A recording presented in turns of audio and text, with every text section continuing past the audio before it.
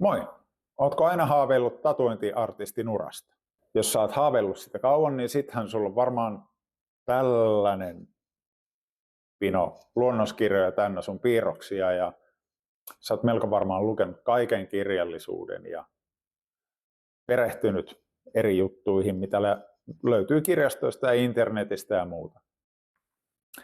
Vai onko enemmän semmoinen idols-tyylinen, mä ajattelen, että mä voisin olla tosi hyvä tässä ja mulle kuuluu ja äiti sanoi, että mä oon hyvä piirtää.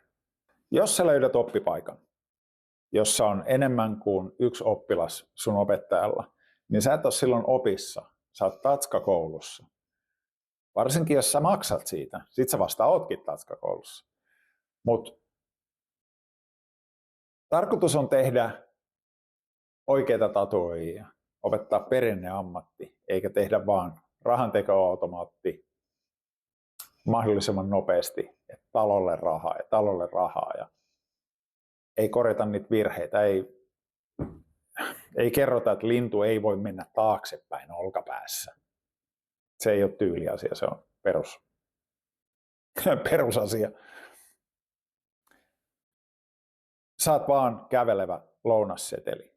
Ja jos susta tuntuu sille, että ei maistunutkaan tai mua ei arvosteta ja lähdet menee, niin sun perässä on tulossa 5 muuta ottaa sun paikan ihan koska tahansa.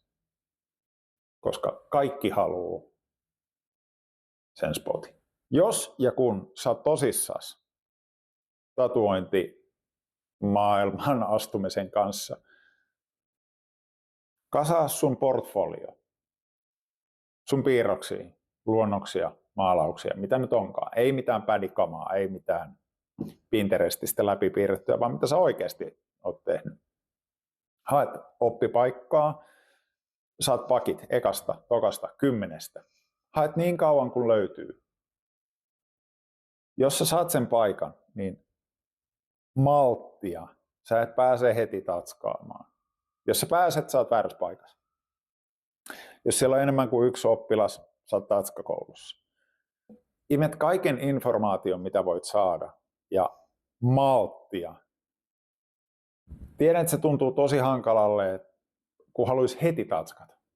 Pitäisi sormet syyhyä, että nyt olisi pakko, mä haluan tehdä tällaisen kromisen sienen näin isona jollekin. Pikkuhiljaa opetellaan perusteet, mennään siitä eteenpäin, sitten sä pääset tekemään ehkä jotain supersimppeleitä linjapiirrostatskoja kavereihin ensin, sitten sä opettelet varjostaan, sitten sä opettelet värittää. Ja sitten kun sun kaverit, joilla toivottavasti jalka ei ole mädäntynyt irti jo, näyttää siltä, että sä voit ehkä tehdä maksavaan asiakkaaseen, niin sitten sä pääset niin kuin harkkarihinnoille ja sitten pikkuhiljaa ammattilaispuolelle. Mutta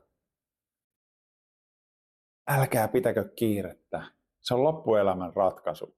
Ei vaan teille, vaan myös niille asiakkaille. Se 50 harjoittelutatska voi maksaa 1 000 laaseroinnissa, jos sen saa edes pois. Malttia, kärsivällisyys palkitaan lopussa. Tehkää tämä kunnolla. Eli olkaa kunnollisia.